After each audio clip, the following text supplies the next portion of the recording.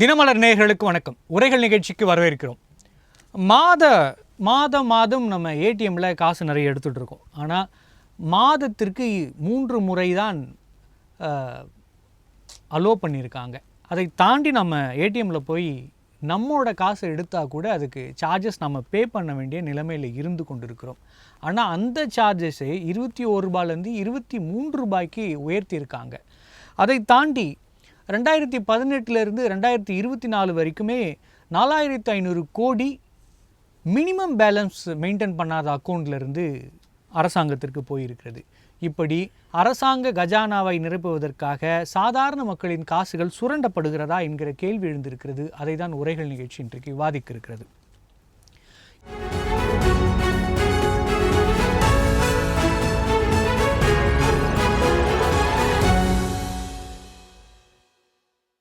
ATM கட்டணம் உயர்வு, கஜானாவை நிரப்ப ஏழைகளிடம் சுரண்டலா என்பது குறித்து விவாதிக்க நம்மோடு இணைந்திருக்கும் விருந்தினர்கள் ஓய்வு பெற்ற வங்கி அதிகாரி திரு ரவிசங்கர் அவர்கள். வணக்கம் சார். மற்றும்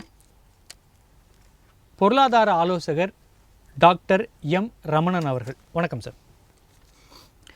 ரவிசங்கர் சார், சாதாரணமாக ஸ்டாலின் அவர்கள் கூட சொல்லியிருக்காரு, இப்படி உங்களோட சார்ஜஸை அதிகப்படுத்தியே போடுறது மக்களுக்கு மிகப்பெரிய வேதனை தருகிறது. சாதாரணமாக 100 நாள் வேலைவாய்ப்பில் இருக்கிற மக்கள் கூட காசு எடுக்க போனால் இப்படி அவர்கள் காசை நீங்கள் எடுத்துக்கிறீங்களே அப்படின்னு வேதனையை தெரிவிச்சிருக்காரு. இது ஒரு மக்களின் குரலாகத்தானே பார்க்க முடியும்? இல்லைங்க, இது ஒரு தவறான கண்ணோட்டத்தில் தான் இதை பார்த்துருக்காங்க. ஓகேவா? ஸோ இன்றைக்கி ஏடிஎம்மில் ஏற்கனவே இருக்குது சார், 21 ரூபாய் இருந்தது. இப்போ என்ன பண்ணிருக்காங்க, மே 1ஆம் தேதியிலிருந்து அது 23 ரூபாயாக மாற்றிருக்காங்க. எதுக்கு 23 ரூபாய்?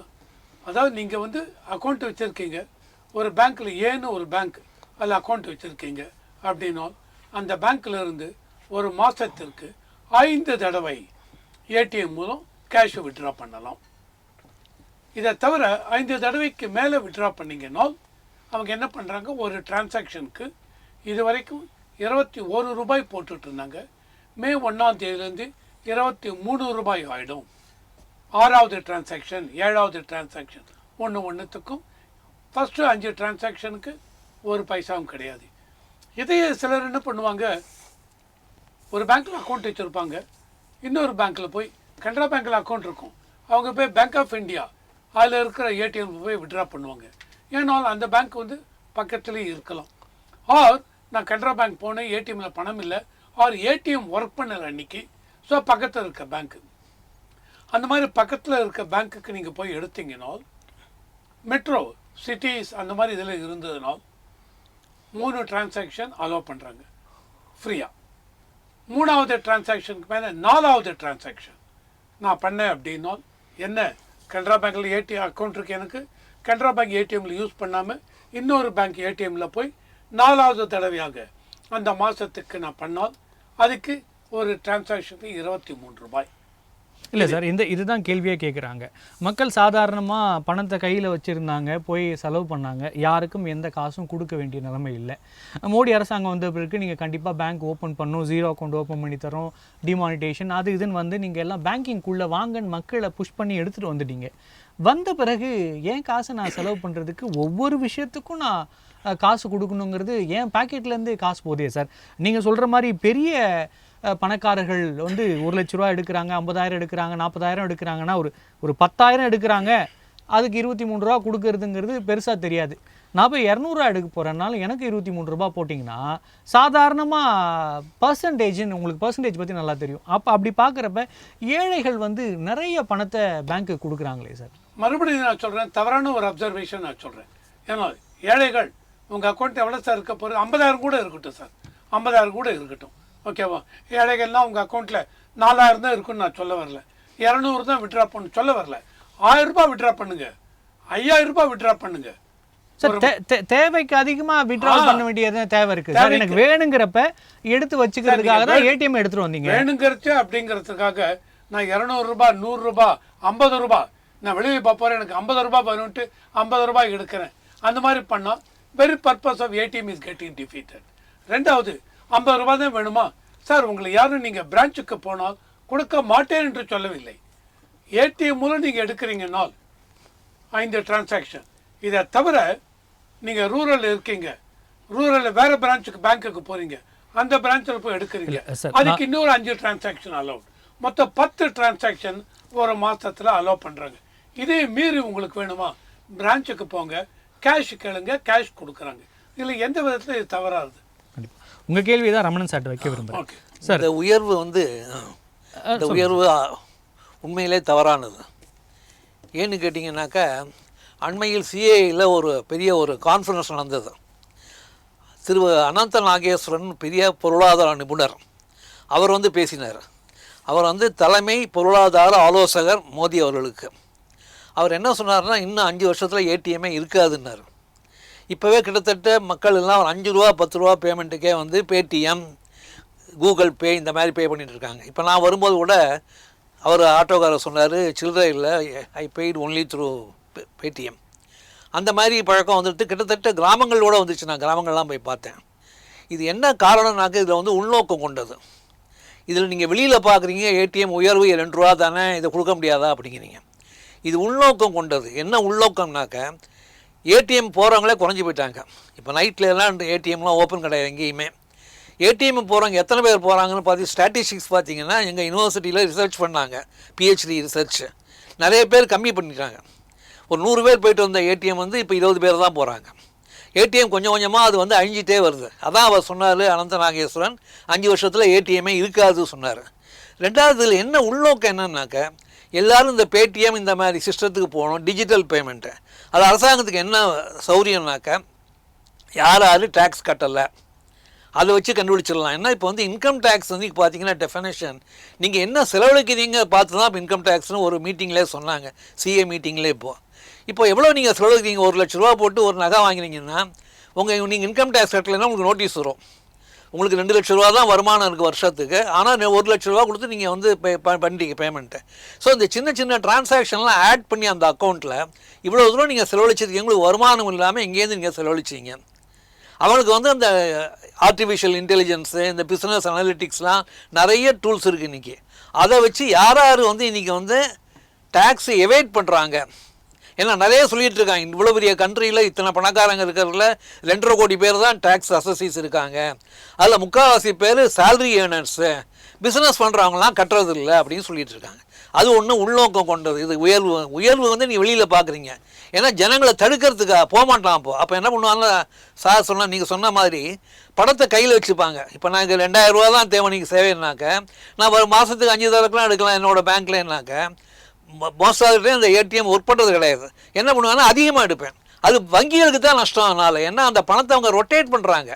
அவங்க கேஷ் நீங்கள் போடுற டெபாசிட்டை அவங்க கால் மணியில் போட்டு லோனாக கொடுக்குறாங்க. இப்போ வங்கியோட டெபாசிட் குறையும். 2000 ரூபா வேணுங்கிறவன் இப்போ 5000 ரூபா எடுப்பேன். அந்த பணத்தை நான் செலவழிக்க தோணும் எனக்கு. ஸோ இந்த கன்சியூமரிசம்னு சொல்கிறாங்க. மேடமே இந்த பட்ஜெட்டில் சொல்லியிருக்காங்க, நீங்கள் ஒன்றும் சேவ் பண்ண வேண்டாம், 12 லட்ச ரூபா வரைக்கும் உங்களுக்கு இன்கம் டேக்ஸ் கிடையாது, நீங்கள் எல்லோரும் செலவழிங்க, போய் ஒன்று எல்ஐசியில் போட வேண்டாம், பிபிஎஃப்பில் போட வேண்டாம், எதுலேயும் போட வேண்டாம், உங்களுக்கு இன்கம் டேக்ஸ் 12 லட்சம் வரைக்கும் கிடையாது. அப்படின்னா என்னென்னா கன்சியூமரிசத்தை டெவலப் பண்ணுறது. அதாவது பொருளாதாரம் நிறைய கடைகள்லாம் வரணும், ஜனங்கள்லாம் நிறைய துணிமணிகள்லாம் வாங்கணும், நிறைய கோல்டுகள் இன்வெஸ்ட் பண்ணணும். அந்த மாதிரி இன்வெஸ்ட் பண்ணுறதுக்கு உள்நோக்கம் கொண்டது. இது மிகவும் தவறானது. ஏன்னாக்க நீங்கள் சொன்ன மாதிரி நான் வேலை ஆரம்பித்தது 1972 பீகாரில். ஏன்னா முதல் போஸ்டிங் எனக்கு பீகாரில் தான் போட்டாங்க. பேங்க் நேஷனலைசேஷன் 1969 இந்திரா காந்தி பண்ணாங்க. அதுக்கப்புறம் பேங்குகள்லாம் நிறைய எக்ஸ்பேண்ட் பண்ணும்போது பீகாரில் ஆரம்பித்தாங்க. பீகாரில் நான் கிட்டத்தட்ட ஒரு 30 பிரான்ச் ஓப்பன் பண்ணேன். இன்றைக்கி அந்த பிரான்ச்சஸை போய் பார்த்தாக்காங்க, அப்படி ஒன்றும் பொருளாதார முன்னேற்றம் ஏற்பட்டுருல. ஆனால் நிறைய பேர் பேங்க் அக்கௌண்ட் ஓப்பன் பண்ணியிருக்காங்கன்னு சொன்ன மாதிரி, ஜன்தன் அக்கௌண்ட்டு. பட் அதிலெல்லாம் என்ன பண்ணியிருக்காங்க, நீங்கள் சொன்ன மாதிரி மினிமம் பேலன்ஸ் இல்லைன்னு பணத்தை முழுக்க எடுத்துட்டாங்க. எனக்கே ஒரு எக்ஸ்பீரியன்ஸ் என்னென்னா, 2000 ரூபா ஒரு வேலை பார்க்கும்போது போட்டிருந்தது, பேலன்ஸ் இருந்தது. அந்த பேங்க்லேருந்து எனக்கு மெசேஜ் வந்தது, அந்த அக்கௌண்ட்டை ரிவைவ் பண்ணிங்க, டார்மெண்ட் அக்கௌண்ட் ஆகிடுது. நான் போனேன் அந்த பிரான்ச்சுக்கு. அவர் சொன்னால் நீங்கள் தான் எனக்கு 2000 ரூபா கொடுக்கணுன்னாரு. எனக்கு 2000 ரூபா பேங்க்கில் கிரெடிட் பேலன்ஸ் இருக்கும்போது நான் போய் கேட்டேன், நீங்கள் 2000 ரூபா கொடுங்க. என்னன்னு கேட்டால், சார் நீங்கள் மினிமம் பேலன்ஸ்லாம் மெயின்டைன் பண்ணலை. அது மாத்திரம் இல்லை, ஏடிஎம்மில் வருஷத்துக்கு ஒரு சார்ஜ் பண்ணுறாங்க. அந்த கார்டு கொடுக்கறதுக்கு டெபிட் ஆட்டோமேட்டிக்காக பண்ணிடுறாங்க. அதை தவிர எதுக்கு இந்த 21 ரூபாலேருந்து 23 ரூபாங்கிறது? ஏன்னா இது அவங்க என்ன நினைக்கிறாங்க, எவ்வளோ வேணாலும் நம்ம டேக்ஸ் போட்டுக்கிட்டே இருக்கலாம். இன்றைக்கி பார்த்துருக்காங்க இந்த பேடிஎம் இதுக்கெல்லாம் கூட கன்வீனியன்ஸ் டேக்ஸ்னு போட போகிறாங்கன்னா, நீங்கள் 1000 ரூபாய்க்கு மேலே பேடிஎம் மூலமாக பே பண்ணிங்கன்னா கன்வீனியன்ஸ் டேக்ஸ்னு பேர் கொடுக்குறாங்க. ஒன்று இங்கிலீஷ்லேருந்து தான் பெரிய வேர்டு எடுக்கிறாங்களே தவிர ஜனங்கள் வந்து இதை எப்படி நினைப்பாங்க அப்படின்னு நினைக்க மாட்டேங்கிறாங்க. இந்த சின்ன சின்ன கன்செஷன்ஸ்லாம் வந்து மக்கள் வந்து அவங்க திருப்திப்படுவாங்க. ஓஹோ, நாம் எலெக்ட் பண்ண கவர்மெண்ட் நமக்கு ஏதோ பண்ணுறாங்க, இந்த பஸ்ஸில் ஃப்ரீயாக போகிறாங்க இப்போ பெண்கள்லாம், அதுதான் என்ன 10 ரூபா கொடுக்க முடியாதா அப்படிம்பாங்க. 10 ரூபா கொடுக்குறது பெரிய காரியங்கள் அது. அதில் என்னன்னாக்க அவங்களுக்கு வந்து ஒரு சேவிங்ஸ் ஆகுது. ஒரு வீட்டு வேலைக்கு போகிற பொண்ணுக்கோ ஒரு கூலி வேலைக்கு போகிறோம் மாதம் 800 ஆகுது. அது இந்த எக்கனாமிக் ஸ்டடியிலே பண்ணியிருக்காங்க. அதனால் நிறைய பேருக்கு வந்து பெனிஃபிட் ஆகிருக்குன்னு. ஸோ இதை நீங்கள் வந்து 2 ரூபா இன்க்ரீஸ்னு பார்க்கக்கூடாது. 21 ரூபா தானே கொடுத்துட்ருக்கீங்க, 23 ரூபா கொடுக்க போகிறீங்க. அது 5 டிரான்சாக்ஷன் மேலே தானே, 3 டிரான்சாக்ஷன் மேலே தானே மெட்ரோ சிட்டிஸ்லேங்கிறது. இது வந்து அபத்தமான பேச்சு. இது இந்த மாதிரி கண்ட்ரி, நம்ம மாதிரி கண்ட்ரியில் நீங்கள் நிறைய கிராமங்கள்லாம் இருக்கிற நாட்டில் நீங்கள் வந்து மெட்ரோவில் ஓகே நான் 21 ரூபா நீங்கள் 23 ரூபா நான் பாதல் பண்ண மாட்டேன். பட் ஒரு விவசாயிக்கோ ஒரு சாதாரண குடிமகனுக்கோ நினச்சி பாருங்கள், பீகார்லேயோ யூபிலேயோ பாருங்கள் என்ன கண்டிஷன்ஸ் எப்படி இருக்குன்னு. தமிழ்நாட்டு எடுத்துக்காதீங்க, தமிழ்நாட்டு கிராமங்கள்லாம் ரொம்பவும் வளர்ந்த கிராமங்கள், ரொம்பவும் வந்து டெவலப் ஆனது. நீங்கள் தமிழ்நாட்டை வந்து நீங்கள் மற்ற மாநிலங்களோட கம்பேர் பண்ணாங்க தயவு செஞ்சு. நீங்கள் யூபி பீகார்லவே பாருங்கள், நீங்கள் நார்த் ஈஸ்டர்ன் ஸ்டேட்ஸ்லேயே பாருங்கள், இன்னும் அங்கே வந்து பேங்கிங் ஹேபிட் இன்னும் வந்து வரலை. அப்படி இருக்கிற நேரத்தில் நீங்கள் எல்லாரையும் பேங்க் அக்கௌண்ட் ஓப்பன் பண்ணுங்கன்னு சொல்லிட்டு டைரக்ட் பெனிஃபிட் ட்ரான்ஸ்ஃபரில் பணத்தை எல்லாம் ட்ரான்ஸ்ஃபர் பண்ணுவேன் பண்ணிவிட்டு பேங்க்லேயே பார்த்தாக்க 6000 ரூபா கிரெடிட் பண்ணியிருக்காங்க. அந்த அவங்க 3000 ரூபா தான் இருக்குங்கிறான். என்னென்னு கேட்டால் மீதி 3000 ரூபா எடுத்துக்கிட்டோம் நாங்கள், ஏன்னா மினிமம் பேலன்ஸ் இல்லை, அது இல்லை, இது இல்லை, நான் மெயின்டெனன்ஸ் சார்ஜ் எடுத்துட்டோம். இது எப்படி இருக்குன்னா அவன் வயிற்றில் அடிக்கிற மாதிரி இருக்குது. கண்டிப்பாக சார். உங்கள் கேள்வியை தான் நான் ரவிசங்கருக்கு சாருக்கு வைக்க விரும்புகிறேன். சார், ஏடிஎம் கார்டுக்கு ஆனுவல் ஃபீன்னு வாங்குறீங்க, மினிமம் பேலன்ஸுக்கு நீங்கள் வாங்குறீங்க, ப்ளஸ் டிரான்சாக்ஷனுக்கு சார்ஜஸ் இருக்குது, எல்லாம் இல்லை நான் கேள்வி முழுமையாக வச்சுறேன், உங்களுக்கு முழுமையான நேரம் கொடுக்குறேன். இவ்வளோ சார்ஜஸ் இருக்குது. அதை தாண்டி ஏடிஎம்மில் நான் போட்டு வச்ச காசு எடுக்க போனால் அதுக்கும் 23 ரூபா சார்ஜ் பண்ணுறீங்கன்னா, நான் காசை போட்டு 1000 ரூபாய் காசை போட்டு நான் திருப்பி எடுக்கிறதுக்குள்ள அது 500 ரூபாயா 300 ரூபாயா இருக்குமானே தெரியலையே சார். அந்த பயம் தானே சார் இருக்கு. மறுபடியும் நான் சொல்றேன் சார், இந்த ஏடிஎம் ஃபீஸுங்கிறது இன்னைக்கு 23, 2 வருஷம் முன்னாடி வரைக்கும் 2021, நேற்று வரைக்கும் 21 ரூபாய், அதுக்கு முன்னாடி இன்னும் கம்மி. ஸோ இந்த மாதிரி தான் இங்கே இருக்கு. இதை வந்து புதுசா வந்து இப்போ இந்த அரசாங்கம் வந்து இன்ட்ரோடியூஸ் பண்ணி இல்ல எந்த அரசாங்கம் வேணாம் சார், அரசாங்கம் தான் தொடர்ந்து பண்ணிட்டே இருக்காங்க. ஸோ இந்த ஏடிஎம்ங்கிறது அதான் முன்னாடியே சொல்லிட்டேன், திரும்பி அதை நான் ரிப்பீட் பண்ண வேண்டாம் அந்த பாயிண்ட்டை. சார், உங்களுக்கு 5 + 5 10 டிரான்சாக்ஷன், ஆர் 5 + மெட்ரோவா இருந்தால் 3 8. அதுக்கு தான் ஆனுவல் ஃபீன்னு ஒன்று வாங்குறீங்க சார். சார், ஆனுவல் ஃபீ வாங்குறப்ப அப்புறம் ஏன் நீங்க இதுக்கு சார்ஜ் பண்றீங்க? ஆனுவல் ஃபீங்கிறது சார், இதில் வந்து ஏடிஎம்னா ஏடிஎம் கார்டு மட்டும் இல்லை சார். ஏடிஎம் கார்டு நீங்கள் பார்த்தீங்கன்னு வச்சுங்க, ஆக்சிடென்டல் இன்சூரன்ஸ் கவர் ஆகுது, 1 லட்சம் ரூபாய் வரைக்கும் இன்சூரன்ஸ் கவர் இருக்குது. அதை தவிர இன்னொரு 30,000 ரூபாய்க்கு ஹெல்த் இன்சூரன்ஸ் அதையும் எடுக்கிறாங்க. இதெல்லாமே கொண்டு வரோம். இது எல்லாமே நீங்கள் ஆனுவல் இதை சார்ஜ் பண்ணும்போது இந்த எல்லாத்துக்கும் மெயின்டெனன்ஸ் வரும்போது அந்த காஸ்ட்டில் இது கவர் ஆகும். எந்த ஒரு அரசாங்கமும் மக்களை வருத்தி இது பண்ணி எடுக்க போகிறது இல்லை. ஓகேவா? ரெண்டாவது, இப்போ ஜன்தன் அக்கௌண்ட்டுக்கு கிடையாது சார் மினிமம் பேலன்ஸுங்கிறது கிடையாது சார், 0 பேலன்ஸு தான். டைரெக்டாக இந்த பெனிஃபிஷரிஸ் இதெல்லாம் அங்கே போகணும் அப்படின்ட்டு தான் ஜன்தன் அக்கௌண்ட். அந்த மாதிரி அக்கௌண்ட்டில் இவங்க பேலன்ஸ் போட்டாங்க, சார்ஜஸ் போட்டாங்க, ரெக்கவர் பண்ணாங்கன்னா that bank can be held accountable. டைரெக்டாக ஆர்பிஐக்கு கம்ப்ளைண்ட் எழுதலாம், அந்த பேங்க்குடைய head office complaint. Ravishankar sir, நீங்கள் சொல்கிறத நான் ஏற்றுக்கிறேன். சரி, ஓரளவுக்கு உங்கள் அளவுக்கு இல்லைனா கூட ஓரளவுக்கு சாதாரணமாக படித்தவர்கள் இதை போய் ஃபைட் பண்ணுவாங்க. ஆனால் இந்த ஜன்தன் அக்கௌண்ட் ஓப்பன் பண்ணுறவங்களே யாருன்னா கிராமப்புறத்தில் இருக்கிற பாமரர்கள் தான் ஓப்பன் பண்ணுறாங்க. அவங்களுக்கு இப்படி சார்ஜஸ் பிடிச்சின்னு சொன்னால் பேங்க், உங்களுக்கு தெரியும் பேங்க் மேனேஜர் எப்படி பார்ப்பாங்க, சொன்னால் நம்புவாங்க. ஆனால் அப்படி பண்ணுறப்ப இந்த அரசாங்கத்தின் மீதே கோவம் வரும். ஒன்று. ரெண்டாவது, ஒரு 500 ரூபாய் மினிமம் பேலன்ஸில் ஒரு அக்கௌண்ட் ஓப்பன் பண்ணி 500 ரூபா போட்டு வச்சுட்டு வெயிட் பண்ணுவாங்க சார். 2 வருஷமோ 3 வருஷமோ இருக்கும். அந்த 3 வருஷத்தில் 500 ரூபா போட்டிருக்கோம், அது அப்படியே தான் இருக்கும்னு நினச்சிட்டு இருப்பாங்க. என்ன ஆகும்னா 500 ரூபா மினிமம் அக்கௌண்ட் 500 ரூபா போட்டிருப்பாங்க, எஸ்எம்எஸ்க்கு ஒரு 15 ரூபா பிடிப்பாங்க, ஆனுவல் ஃபீக்கு ஒரு 100 ரூபாய் 200 ரூபா பிடிப்பாங்க. எஸ்எம்எஸ்க்கு 15 ரூபா வருஷத்துக்கு பிடிச்ச உடனே அது 485 ரூபாய்க்கு வந்துடும். 485 ரூபா ஒரு மாதத்துக்கு வந்தோடனே அடுத்த மாதத்துலேருந்து மினிமம் பேலன்ஸு கிடையாது, அதுக்கும் அமௌண்ட்டு கட் பண்ணுவீங்க, ஆனுவல் ஃபீ கட் பண்ணுவீங்க, எஸ்எம்எஸ் ஃபீ கட் பண்ணுவீங்க, எல்லாத்தையும் கட் பண்ணி அவன் ஒரு வருஷம் கழித்து வந்து பார்த்தா நீங்க சொன்ன மாதிரி நீங்க தான் எனக்கு காசு கொடுக்கணுங்கிற நிலைமையில வருது. நீங்க இது எப்படி சொல்றது எப்படி தெரியுமா இருக்கு? புதுசா எங்கேருந்தோ போல்ட் ஃப்ரம் ப்ளூ இது வந்த மாதிரி இல்ல இல்ல இல்ல இல்ல இது நடக்குது சார். இது நடக்குது சார். அதாங்க சொல்றேன் சார். இது நடக்குது சார். இது ஒரு சாதாரண பாமரனுக்கு இது பயமுறுத்துற மாதிரி இல்லையா sir? Gentleman allow me to talk. நீங்க क्वेश्चन வச்சிட்டீங்க.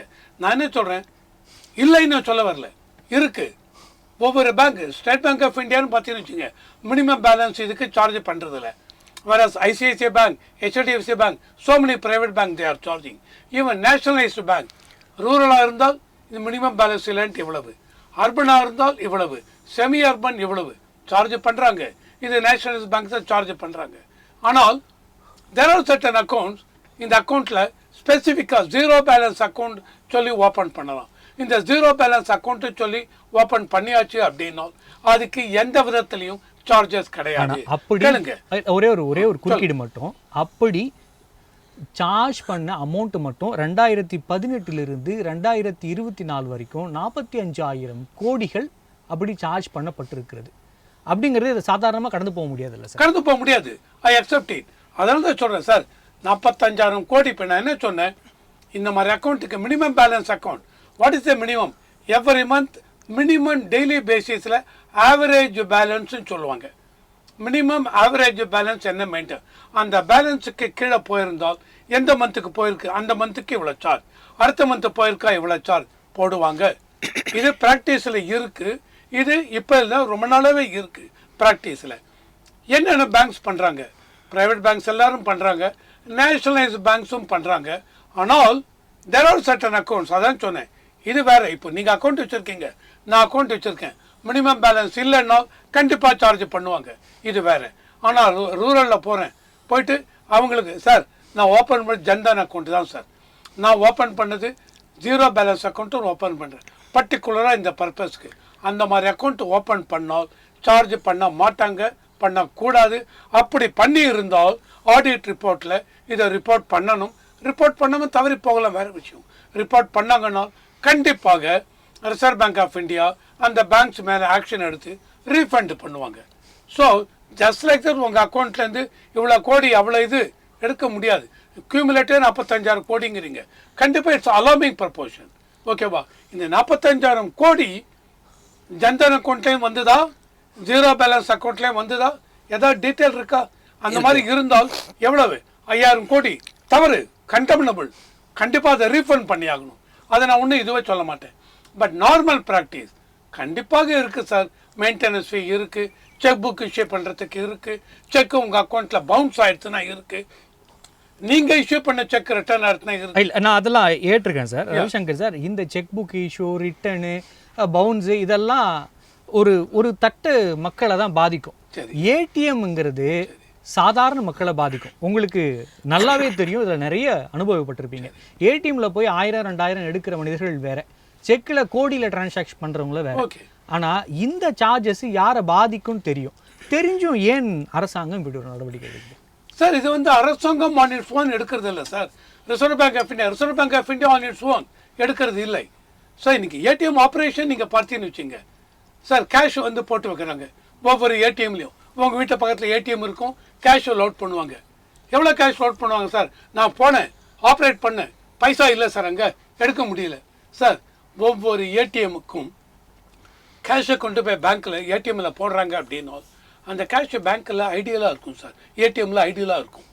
பேங்க்கை பொறுத்தவரைக்கும் ஐடியலாக கேஷ் வச்சுருந்தாலே ஏற்கனவே அவங்க statutory liquidity ratio, cash reserve ratio அப்படின்னு ஒரு 33-37% பேங்க்கில் இருக்க டெபாசிட்டில் ஆர்பிஐ வந்து due to security reason பிடிச்சிருவாங்க.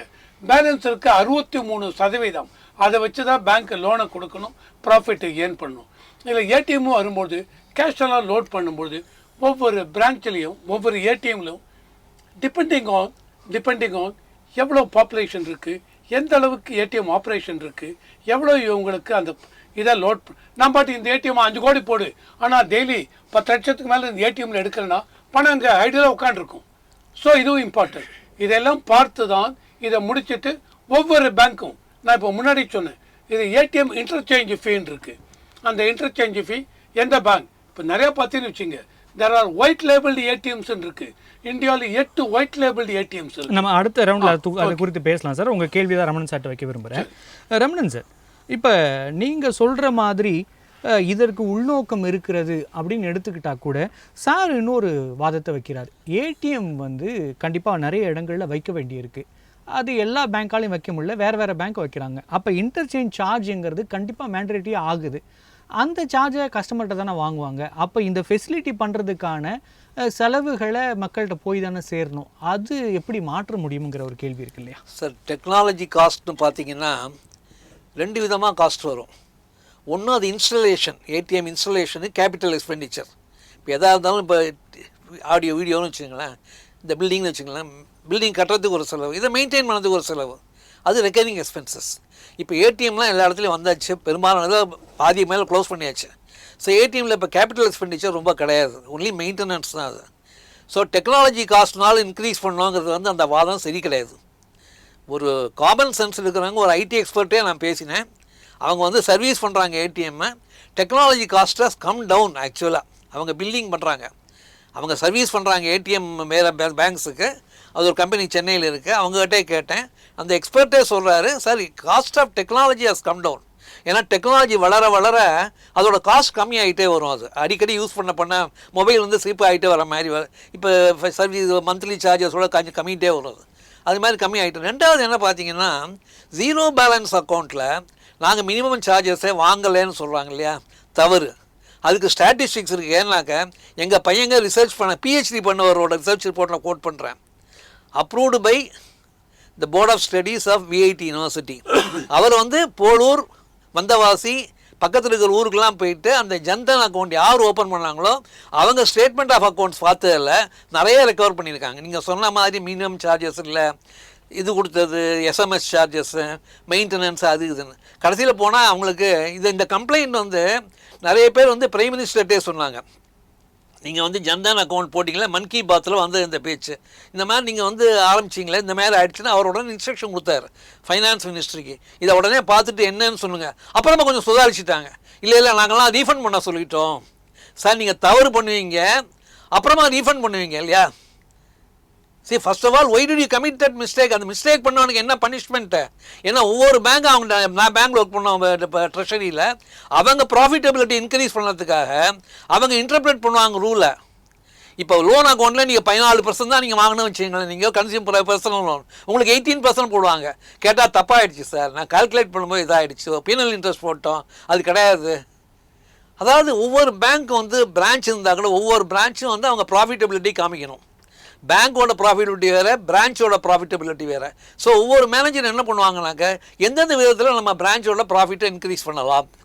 So அவங்களோட டார்கெட் அது நான் தப்புன்னு சொல்ல மாட்டேன். நானே பிரான்ச் மேனேஜராக ஒர்க் பண்ணியிருக்கேன், அது ஒன்றும் தப்பு கிடையாது.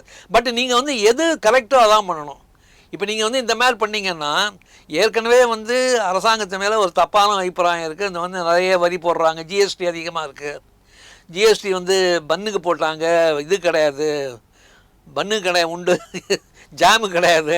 இந்த மாதிரிலாம் வந்து இப்போ பேச்சில் வரும்போது பாப்கார்னுக்கு உண்டு கிடையாது, அதே வந்து கேக்காக வந்தால் உண்டு, இந்த மாதிரிலாம் ஜனங்கள்கிட்ட வந்து இருக்கும்போது என்னன்னாக்க, இது அவங்களுக்கு என்ன தோணுது, ஏற்கனவே வந்து இவங்க வாராக்கடன் எக்கச்சக்கமாக இருக்கு. 45 லட்சம் கோடி ரைட் ஆஃப் இது வரைக்கும். யார் இண்டஸ்ட்ரீஸ், இது ஸ்மால் ஸ்கேல் இண்டஸ்ட்ரீஸில் ரைட் ஆஃப் பண்ணிங்க 45 லட்சம் கோடி, ஆல் பிக் பாரோயர்ஸ். ஸோ அவங்கள கிராஸ் சப்சிடைஸ் பண்ணுறதுக்கு ப்ராஃபிட் காமிக்கிறதுக்காக இதை ஏற்றி விடு 21 ரூபா 23 ரூபா ஆயிடுத்து, ப்ராஃபிட்டபிலிட்டி இன்க்ரீஸ் பண்ண. அந்த one side you are writing off heavy over dues. பெரிய பெரிய பணக்காரங்க வந்து தே ஆர் நாட் ரீபேயிங். எத்தனையோ அக்கௌண்ட் என்பிஏ கிளாஸிஃபை பண்ணாமல் இருக்கு இன்னும். அது ஆர்பிஐலேருந்து ஒரு ஸ்டடி பண்ணாங்க. இப்போ பிரான்ச்சுக்கே போய் ஒவ்வொரு பிரான்ச்சை உட்காத்தி இந்த பிரான்ச்சில் எத்தனை என்பிஏன்னு பார்த்தபோது doctor Raghuram Rajan ordered in enquiry, they found many accounts were not shown as bad debts. ஏன்னா அவங்க நல்ல அக்கௌண்ட் காமிக்கிறதுக்காக ஏதோ விண்டோ ட்ரெஸ்ஸிங்லாம் பண்ணுவாங்க, அதை கண்டுபிடிச்சிட்டாங்க அவங்க. இவங்க வந்து எத்தனையோ அக்கௌண்ட்டில் வாரா கடனை வாங்கி, நேற்று கூட மேடம் சொல்லியிருக்காங்க 10 லட்சம் கோடி ரைட் ஆஃப் பண்ணியிருக்கோம் அப்படிங்கிறாங்க. So you are able to write off all those things. Corporate tax வந்து 60%லேருந்து 40% இன்க்ரீஸ் டவுன் ஆகிடுது. பர்சனல் டேக்ஸ் வந்து 40லேருந்து 60 ஆகிடுது இந்த பட்ஜெட்டில். ஸோ நீங்கள் வந்து எல்லாம் வந்து you are giving all concessions to corporates. அவங்களால ரீபே பண்ண முடியல, என்ன பண்ண முடியும், நாங்கள் என்ன பண்ண முடியும், we can only bring for auction, நாங்கள் அதுக்கு ரெஃபர் பண்ணுறோம், ஐபிசிக்கு ரெஃபர் பண்ணுறோம் அப்படி இப்படிம்பாங்க. But why don't you give the small concession? இதே நீங்கள் என்ன பண்ணலாம், ரூரல் ஏரியாஸில் கிடையாது. இந்த ஏடிஎம் இன்க்ரீஸ் வந்து ஒரே ஒரு அமெண்ட்மெண்ட் போடுங்க, மெட்ரோ ஏரியாஸ்லாம் இது அப்ளிகபிள், ரூரல் ஏரியாஸ் கிடையாது அப்படின்னு சொல்லுங்கள். நீங்கள் ரூரல் எக்கானமி வந்து இன்னும் வந்து இட் ஹாஸ் நாட் டெவலப்டு. அவன் யாருமே ட்ராப் பண்ண போதும், எத்தனை பேர் ட்ராப் பண்ணுறாங்க மாதத்துக்கு 5 தடவைக்கு மேலேங்கிறது கணக்கு போட்டிங்கன்னாக்க அது ஒரு கணக்கு பண்ணாங்க எங்கள் பையங்க. அது வந்து கேல்குலேட் பண்ணால் 10% ஏடிஎம் யூஸ் கிடையாது. எல்லோரும் அந்த 5 இதுக்கெலாம் வர்றாங்க. பட் என்னன்னாங்க, இப்போ ஜிஎஸ்டி நீங்கள் கட்டாட்டா கூட நம்ம அதை பற்றி பேசுவோம், இன்கம் டேக்ஸ் இல்லை கட்டாட்டா கூட நம்ம இன்கம் டேக்ஸ் பற்றி பேசுவோம். சரி இவ்வளோ இன்கம் டேக்ஸ் போடுறாங்க, எதுக்கு போடுறாங்க அப்படின்னு. நான் இன்கம் டேக்ஸ் கட்டாமல் இருக்கலாம், பட் ஒவ்வொரு குடிமகனுக்கும் அந்த உரிமை உண்டு கேட்கறதுக்கு. அவன் கட்டுறான் கட்டாமல் இருக்கான், அது 2வது பட்சம். நான் இவ்வளோ ஏன் போடணும், இவ்வளோ ஏன் டேக்ஸ் போடணும் அப்படின்னு கேட்கறதுக்கு அவனுக்கு உரிமை உண்டு. இந்த நாட்டோட ஒவ்வொரு குடிமகனுக்கும் உரிமை உண்டு. அதே மாதிரி தான் வந்து ஏடிஎம் சார்ஜஸ் இன்க்ரீஸ் பண்ணும்போது உடனே என்ன சொல்கிறாங்கனாக்கா, நீங்கள் வாரா கடன் இத்தனை லட்சம் வந்து நீங்கள் லைட்டாக பண்ணுறீங்க, எத்தனை லட்சம் கோடி அவங்ககிட்டலாம் உங்களால் ரெக்கவர் பண்ண முடியல. கேட்டால் அக்கௌண்டிங்கில் ஒன்லி வி ஆர் டெபிட் இது போட்டிருக்காங்க தவிர, பட் ப்ரொவிஷன் தான் ப்ரொவைட் இருக்கும், யூ ஆர் ரிட்டன் ஆஃப். எப்படி நீங்கள் வசூல் பண்ண போகிறீங்க, what is a strategy? Asset reconstruction corporation வச்சுக்கிட்டு அவனுக்கு கொடுக்குறீங்க, நீங்கள் அவனாலையும் ரெக்கவர் பண்ண முடியல. ஹேர் கட் வந்து 20% கொடுக்குறாங்க சார். நம்ம ஊரில் இருக்கிற மெரிடியன் ஹோட்டல், லே மெரிடியன் ஹோட்டல் ஓனர் சொன்னார், அந்த 100 கோடி ரூபா ப்ராப்பர்ட்டியை 20 கோடிக்கு விற்றாங்க எம்ஜிஎம் ஹாஸ்பிட்டலுக்கு. 100 கோடி ரூபா ப்ராப்பர்ட்டி அந்த வச்சுருந்தாங்க. 100 கோடி இல்லை, எத்தனையோ கோடி. உதாரணத்துக்கு சொல்கிறேன், 100%க்கு 80% ஹேர் கட்டிங்கிறாங்க. 20 ரூபாய்க்கு கொடுக்க தயாராக இருக்காங்க. அந்த அளவுக்கு இந்த என்பிஏ மேனேஜ்மெண்ட் நம்ம இந்தியாவில் தான் போயிட்டு இருக்கு. நீங்கள் இவ்வளோ புவர் என்பிஏ மேனேஜ்மெண்ட் வச்சுக்கிட்டு நீங்கள் வந்து இதை வந்து 21 ரூபா 23 ரூபா ஆகினா, அதனால தான் வந்து தமிழக முதல்வர் வந்து இதுக்கு எதிர்ப்பு தெரிவித்து அதுக்கு அறிக்கையே விடுறாரு. மற்ற மாநில முதல்வர்கள்லாம் இன்னும் வரும், அவங்களாம் படித்து போட்டு அவங்களும் சொல்லுவாங்க. பாஜக மாநிலம் இல்லாத மற்ற முதல்வர்லாம் நிச்சயம் சொல்லுவாங்க. ஏன்னா இது வந்து டைரெக்டாக ஏழைகளை அஃபெக்ட் பண்ணுது. அதனால தான் அவர் வந்து சொல்லியிருக்காரு. ஆனால் சார் இப்போ ரவிசங்கர் சார் ஒரு வாதம் வைக்கிறார், இப்போ நீங்கள் ஏடிஎம்மில் போய் எடுத்தால் தான் உங்களுக்கு சார்ஜஸ். யூபிஐ தான் இப்போ எல்லாரும் பயன்படுத்துகிறாங்க, அப்போ அதில் உங்களுக்கு எந்த சார்ஜஸ் இல்லைங்கிறப்ப மெயின் ஐடியாவே சார் யூபிஐ வந்து ப்ரொமோட் பண்ணுறது நல்லது தானே இல்லையா? மெயின் ஐடியாவே யூபிஐ டிரான்சாக்ஷன் ப்ரொமோட் பண்ணுறது. இல்லை அந்த கேள்வி தான் லாஸ்ட் இதில் நீங்கள் பார்த்தீங்கன்னு வச்சுங்களேன். இல்லை சார், உங்களோட கேள்வி தான் அவருக்கு வச்சிருக்கேன், நீங்கள் உங்களோட கேள்வி தான் வச்சிருக்கேன். சார் சொன்ன எக்ஸ்பிளனேஷன் தான். அப்போ சாரோட கேள்வி சரியாக தானே இருக்குது. நீங்கள் ஏடிஎம்மில் எடுக்க மாட்டீங்க, லிக்விட் கேஷ் யூஸ் பண்ண மாட்டீங்கன்னா ஆட்டோமேட்டிக்காக நீங்கள் யூபிஐ போக போகிறீங்க. உங்களுக்கான டிரான்சாக்ஷன் நிற்க போகிறது இல்லை, காசு இல்லை, உங்கள் கையில் காசு இருந்து அதை செலவு பண்ண முடியாத நிலைமை வரவே போகிறது இல்லை. அப்போ சரியான பாதையை நோக்கி தானே போயிட்டு சார். யூபிஐ டிரான்சாக்ஷன் பெனட்ரேஷன் பார்த்தீங்கன்னா இன்னும் ரூரல் ஏரியாஸில் இன்னும் it has not taken deep roots. Sir சொல்கிற மாதிரி வந்து அல்டிமேட் எய்ம் என்னன்னாக்கா டிஜிட்டல் பேமெண்ட்ஸ்லாம் வரணும், இந்த கேஷ் டிரான்சாக்ஷனே குறைச்சிடணும் அப்படிங்கிறது கவர்மெண்ட்டோட. கிராமங்களில் இப்பயும் போனீங்கன்னா காய்கறி கடையில இருந்து டீ கடையில இருந்து எல்லாமே வச்சிருக்காங்களே தவிர அது இன்னும் அந்த அளவுக்கு வந்து பெனட்ரேஷன் ஆகலை. வச்சுருக்காங்க அதை. இதில் 2 ஐட்டம்ஸ் இருக்குது. இப்போ சில கடைகளில் கூட நீங்கள் போனீங்கன்னாக்க பேடிஎம்மில் கொடுத்தா வாங்கிக்க மாட்டேங்கிறாங்க. இப்போ சென்னையிலேயே நான் வந்து என்னோடய டாக்டர் பேரை சொல்ல விரும்பல, பெரிய ஆஸ்பத்திரி கன்சல்டேஷன் பண்ணுறாங்க, அவருக்கு ஃபீஸ் 1000 ரூபா. அந்த ஆஸ்பத்திரி பேரை சொல்ல விரும்பலாம், ஏன்னா இது எல்லோரும் பப்ளிக்லாம் பார்க்குறாங்க. 1000 ரூபா ஒரு கன்சல்டேஷன் ஃபீஸ், பெரிய கார்டியாலஜிஸ்டர் கேஷாக கொடுங்கிறாரு. அது பேக்ரவுண்டே வேறு. ஏன்னா இதுக்கு என்னன்னாக்க காரணம் என்னன்னாக்க, ஒன்று they don't want to pay income tax on that, number 1. Number 2, இவ்வளோ வருமானம் வரும்போது நீங்கள் ஏன் டேக்ஸ் அடுத்த கேள்வி வரும். ஸோ அவங்க என்ன பண்ணுறாங்கன்னாக்க, இந்த கிராஜுவலாக பெரும்பாலான இடங்களில் கடையில் கூட போனீங்கன்னா கார்டில் கொடுத்தீங்கன்னா 2% எக்ஸ்ட்ரா கொடுங்க. ஜிஆர்டியில் போனீங்கன்னா நகை வாங்குறீங்க, நீங்கள் கார்டாக கொடுக்குறீங்களா சார், கார்டாக போனால் எக்ஸ்ட்ரா கொடுங்க, இல்லைன்னா பக்கத்துலேயே ஏடிஎம் கேஷாக ட்ரா பண்ணி வந்துடுங்க சார், நான் கொடுத்துட்றேன் அப்படிமா அந்த சேல்ஸ்மேன் சொல்லுவோம். ஸோ இந்த நம்ம கண்ட்ரியில் பார்த்தீங்கன்னா இதுக்காக தானே சார் பண்ணியிருக்காங்க. நீங்கள் இந்த சார்ஜஸ்லாம் அதிகப்படுத்தினா யூபிஐக்கு போவீங்கன்னு ஃபோர்ஸ் பண்ணுறதுக்காக தான் பண்ணியிருக்காங்க. அப்போ நாட்டோட நலனை முதற்கொண்டு தானே பண்ணியிருக்காங்க. இது எப்படி ஏழைகளை பாதிக்கும்? நாட்டோட நலன் கிடையாது சார். இதில் ஒரே நலன் என்னன்னாக்க, அவங்க டேக்ஸ் ரெவன்யூவை இன்க்ரீஸ் பண்ணணும். என்ன டேக்ஸ் ரெவன்யூ வந்து அவங்க என்ன பண்ணுறாங்கனாக்க, இவ்வளோ இப்போ பாப்புலஸ் கண்ட்ரியில் அவங்க சொல்கிறாங்க 2.5 கோடி பேர் தான் டேக்ஸ் கட்டுறாங்க, அது 90% வேறு 75% வேலை ஒன்லி சேலரி ஏர்னர்ஸு. நிறைய பேர் வந்து வீடு வாசல்லாம் வச்சுருக்காங்க, கார்லாம் வச்சுருக்காங்க, டேக்ஸ் கட்டுறதில்ல. அப்படிங்கிறதுல இது வந்து கம்ப்ளீட்டாக அனலைஸ் பண்ணி அப்படியே கக்கிடும், எவ்வளவுங்கிறது நீங்கள் எவ்வளோ வருஷத்துக்கு எவ்வளோ செலவழிக்கு கம்ப்ளீட் ட்ராக் பண்ணிடும் சார். நீங்கள் யூபிஐயில் போகும்போது இப்போ கிராஜுவலாக என்ன ஆகுதுன்னாக்க அதே பூமராங் ஆகுது இப்போ அவங்க என்ன சொல்கிறாங்க, நீங்கள் அதான் கொடுக்காதீங்க. அதான் நான் சொன்னேன், நீங்கள் யூபிஐ பேமெண்ட்டில் கொடுக்காதீங்க, ஏடிஎம் கார்டை யூஸ் பண்ணாதீங்க, எங்கள் இதில் வந்து அந்த ஸ்பாட் இதில் வந்து இப்போ பிஓஎஸ் இருக்க பாயிண்ட் ஆஃப் சேல் அதில் கொடுக்காதீங்க, கேஷாக கொடுங்க அப்படிங்கிறாங்க. ஏன்னாக்க நம்ம நாட்டில் வந்து இன்னும் அந்த டேக்ஸ் பேமெண்ட் வந்து இட்ஸ் சிவில் இன்னும் அந்த அளவுக்கு பரவாயில்ல இன்னும். நம்பர் 1. நம்பர் 2 என்னன்னாக்க நாம் என்ன நினைக்கிறோம், இவ்வளோ டேக்ஸ் நான் கட்டுறேன், இதுக்கு எனக்கு என்ன பெனிஃபிட் கிடைக்கிது? எக்ஸ் டேக்ஸ் கட்டுறதில்ல, ஒய் டேக்ஸ் கட்டுறதில்ல, நான் மாத்திரம் எதுக்கு இவ்வளோ டேக்ஸ் கட்டுறோம்? பிஸ்னஸ்லேயே பார்த்தீங்கன்னா ஆனால் இல்லை சார் இந்த யூபிஐ எடுத்துன்னு இருக்கப்ப முன்னாள் நிதியமைச்சர் சிதம்பரம் அவர்கள் சொன்ன விஷயம் உங்களுக்கு ஞாபகம் இருக்கும்னு நினைக்கிறேன். ஒரு சாதாரண காய்கறி வியாபாரி எங்கே இன்டர்நெட்டுக்கு போவான், எங்கே சார்ஜுக்கு போவான், எங்கே கம்ப்யூட்டருக்கு போவான்னார்.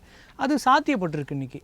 அப்போ அப்படியான ஒரு சாத்தியப்பட வேண்டிய விஷயங்கள் இல்லை சாதிக்கப்பட வேண்டிய விஷயங்களுக்கான முன்னெடுப்பாக தான் அதை பார்க்க முடியும். இல்லை இப்போ யூபிஐ பேமெண்ட் பற்றி நம்ம பேசல. இப்போ ஏடிஎம் சார்ஜஸ் இன்க்ரீஸ் பண்ணுறதுக்கு சார் இல்லை ரவிசங்கர் சார் என்ன சொல்கிறாருன்னா, இந்த சார்ஜஸ் இன்க்ரீஸ் பண்ணுறது மூலமாக மக்கள் ஏடிஎம்ல காசா எடுக்கிறது குறையும், யூபிஐ டிரான்சாக்ஷன் அதிகமாகும், யூபிஐ டிரான்சாக்ஷன் இன்க்ரீஸ் ஆகும். அப்போ அது சரியான விஷயமா தானே இருக்குது.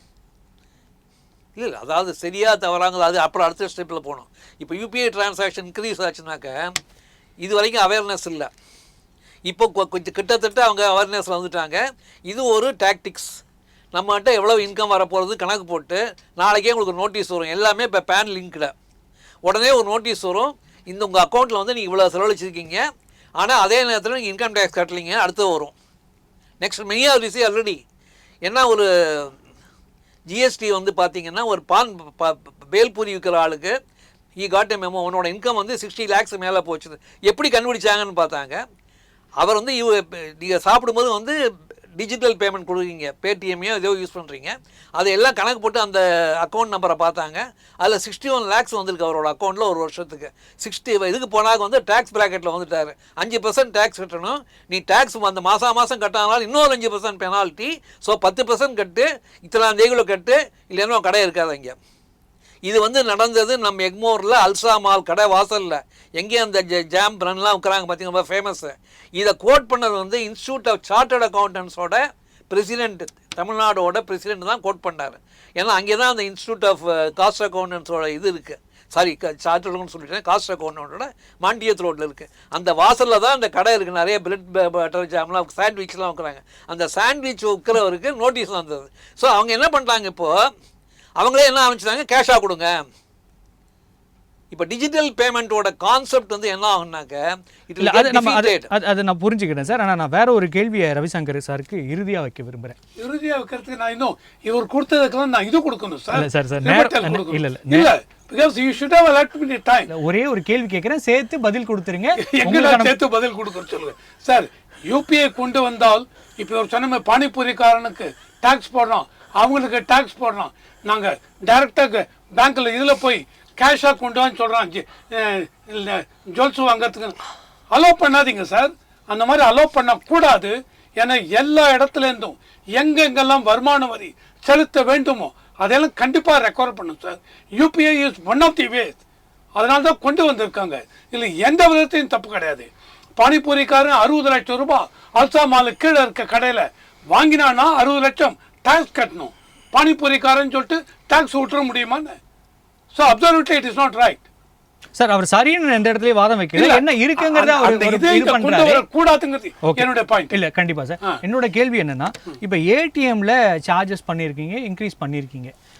சார் சொன்ன மாதிரி கிராமப்புறங்கள்லயாவது அந்த சார்ஜஸ் இல்லைங்கிற ஒரு முடிவு வந்திருக்கலாம். அப்போ ஏழைகள், கிராமப்புறத்தில் இருக்க விவசாயிகள்லாம் பாதிக்கப்படாமல் இருப்பாங்க. அல்லது இந்த தொகைக்கு மேலே எடுத்தால் தான் சார்ஜஸ்ன்னு ஒன்று எடுத்து வந்திருக்கலாம். அப்படி எடுத்து வந்திருந்தாலும் ஏழைகள் பாதிக்கப்படாமல் இருந்திருப்பாங்க. நீங்கள் 50,000 எடுக்கிறீங்க, அதிகமான அமௌண்ட் ஒரு 10,000 20,000 எடுக்கிறீங்கன்னா அப்போ சார்ஜஸ் நியாயமானது.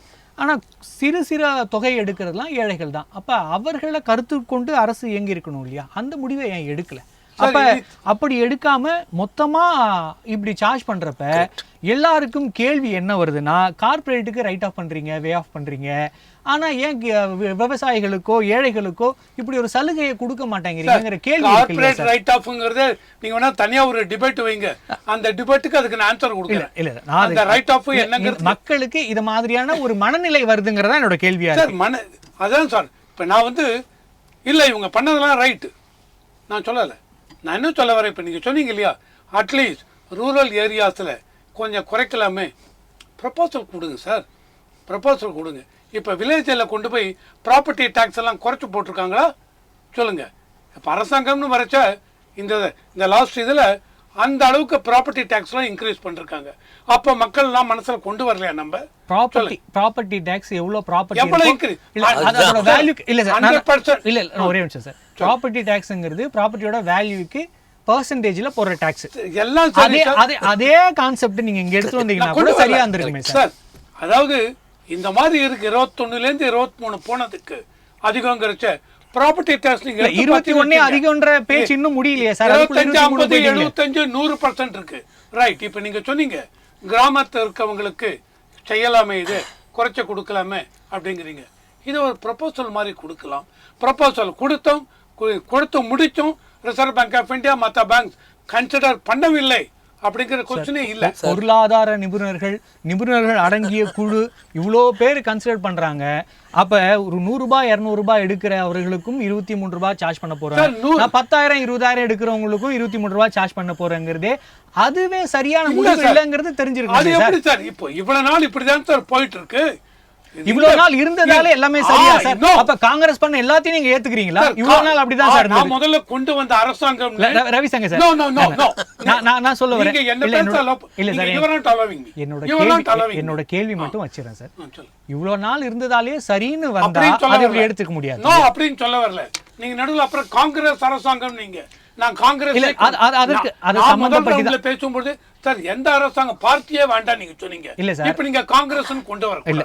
எதற்காக அந்த கேள்விக்குன்னா இவ்வளவு நாள் எல்லாமே இருந்தது அப்படியேதான் இருக்கு, அது சரின்னா அப்ப காங்கிரஸ் நிறைய தவறுகள் பண்ணுது, அது தவறு நீங்க சொல்ல முடியாது இல்லைங்கிறதா நான் என் கேள்வியா இருக்கு. இல்லைங்க, சரின்னு சொல்ல வரவில்லை. என்ன நீங்க இப்ப சொல்றாங்க இல்லையா, இந்த மாதிரி இந்த மாதிரி இருக்கு அப்படின்னா proposal sir Reserve Bank of India bank stakeholders எல்லாரையும் வச்சு இதை முடிவு பண்றாங்க. அந்த மாதிரி இருக்கு சார். இந்த மாதிரி கஷ்டப்படுவாங்களே இவங்க என்ன ஆன்சர் கொடுப்பாங்க தெரியுமா சார்? 10 டிரான்சாக்ஷன் கொடுத்துருக்கோம் ரூரல் ஏரியாஸ்னா, அவங்களுடைய பேங்க்ல 5 டிரான்சாக்ஷன் ஃப்ரீ, இதுல 5 transaction free, 10 transaction. More than these போறீங்கன்னா பிரான்ச்சுக்கு போங்க, டைரக்டா கேஷ் எடுங்க. அது நோ ஒன் ப்ரிவென்ட். நீங்க கொடுத்த அந்த ப்ரப்போசல் எஸ் கன்சிடர் பண்றோம் ஃபார் தி டைம் பீயிங், இந்த மாதிரி பண்ணுங்க அப்படின்னு சொல்லுவாங்க. இதுல எனக்கு எந்த விதத்தையும் தவறு இருக்கா மாதிரி சொல்ல மாட்டேன். நன்றி சார். நம்முடைய விவாதத்தில் கலந்து கொண்டு பல்வேறு கருத்துக்களை நம்மோடு பகிர்ந்து கொண்டமைக்கு நன்றி. நன்றி. மற்றும் ஒரு நிகழ்ச்சியில் சந்திக்கலாம்.